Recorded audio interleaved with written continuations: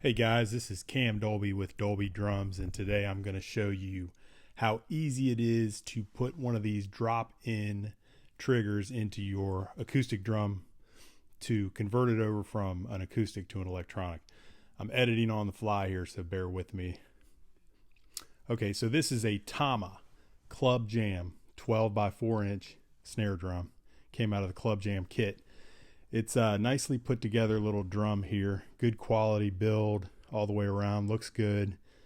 They make a couple different versions of that Club Jam kit, but this one in particular is really good. Okay, so I'm going to use this ahead bit to take off the heads. Usually we don't put things on with these, but we take them off sometimes on low torque. We won't damage anything. You may not want to do it. It's up to you. But when we put them on, we put them on with regular tensioning drum keys. Okay, so let's get this thing open, take a look at it, and we get it off here. All right, nice looking spruce, or I think that's what this is. I don't know for sure, but it's a good looking little drum all the way around. Good bearing edge on there. And let me just set this over here and get some other parts here out of the way so we can get this subject in a clear working area. All right. So I'm going to loosen up this part so we can get these snare wires off, because we're going to change this bottom head too.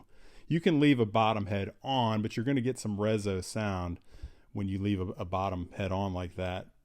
And to get a true electronic, quietness, you need a mesh head on the bottom. You can put a trash head on there or something that's got holes in it or whatever you're not using, just to keep that rim on, or that hoop on. But in this case, we're going to take two of these heads. There's the vent hole. We're going to try to access that here and see how that looks in just a minute. But now that we got this thing opened up completely, we can get to work on it. That vent hole is not one that's going to come out, it looks like, or at least not without some effort. Here's a 6 trigger plate. These are ultra cool. We drill a hole in the bottom of ours to be able to put the trigger jack in to access it from the bottom.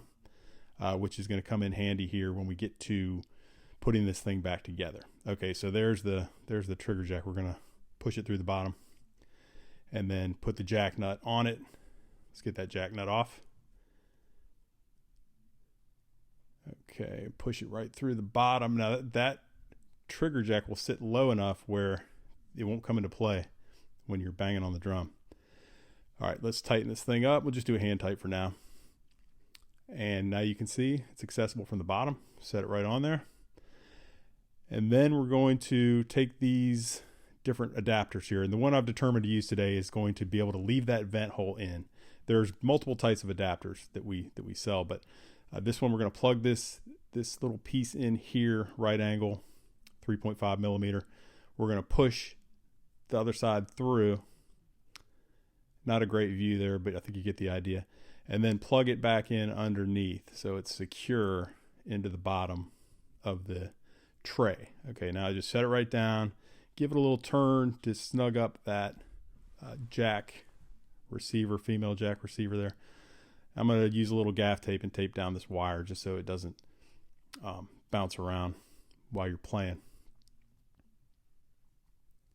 And there we go. All right, so far so good. Looking good, looking like a winner. Now I've got this Dolby Drums 3-ply Aegis mesh head. That's our best seller. We have 4-ply, 2-ply, and a single ply. And here's just a basic 2-ply. I'm going to put that on the bottom. Now you can bring the bottom one to the top. Some people put a black one on the bottom, and then they can switch it to a white one or black one, depending on what they're playing or what they're doing. In this case, we're just going to put 2 white ones on. Tighten this thing up. Get a feel for it. We don't want to over tighten it. We just want it to be, a little bit of firm, a little bit of bounce back, not soft, no wrinkles in the mesh. Make sure there's no unusual wrinkles.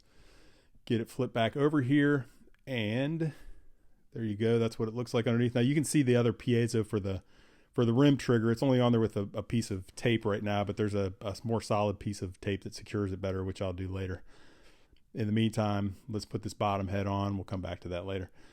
And put the bottom hoop on. Get rid of that. Whoop, there goes bolts everywhere. Put the bottom hoop on. Get it lined up. Everything straight there.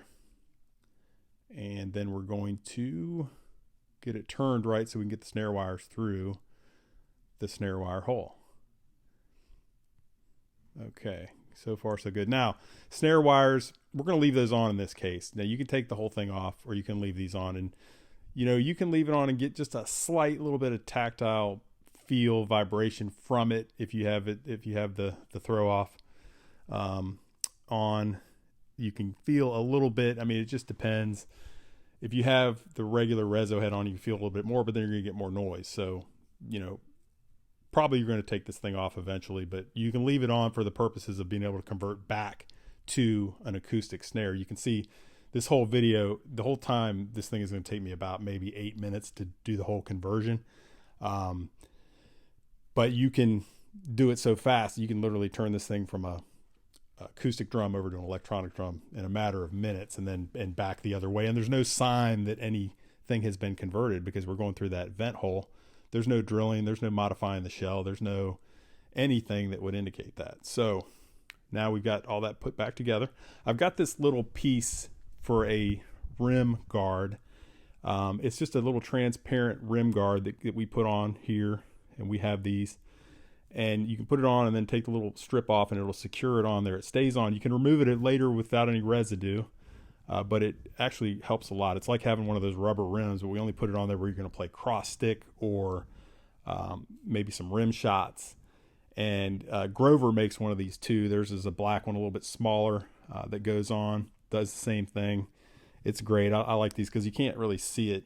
In fact, unless you're really looking for it, you would never see that. But it functions the same as a regular rubber rim would. Okay, just testing this thing out a little bit. There's your cross stick. Seeing the difference in the sound of how loud that is. Yeah, big difference. Okay, let's just fire this thing up and get it plugged in. Okay, easy to plug in there. Running a TD17 here, and I got two mismatched sticks, but that's kind of the way this day is going.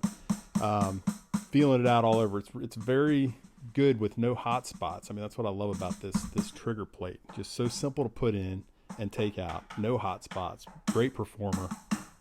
Very responsive. And there, I took the throw off down and can't feel a huge difference, but maybe if I played around with adjusting it, might get a little bit more out of it. All right, and there you go. There you have it. Now you can get all the pieces that I mentioned in our shop, and I'll put the links in the description so you could do that, or look at them at least anyway if you want to, or if you're going to do your own conversion. We'll also sell this drum in our shop. You can buy this one if you'd like to. We have a number of these around. So there you have it. Thank you for watching. Here's the drum, what it looks like in a static picture. These triggers are compatible with Roland Alesis, F-Note, ATV, Pearl Mimic, anything you can think of pretty much that takes a 1/4-inch jack. We don't mess around with Yamaha very much, but it'd probably work with that too. So take a look at our store at the links below. Give it a like, give it a subscribe if you want to get more videos like this.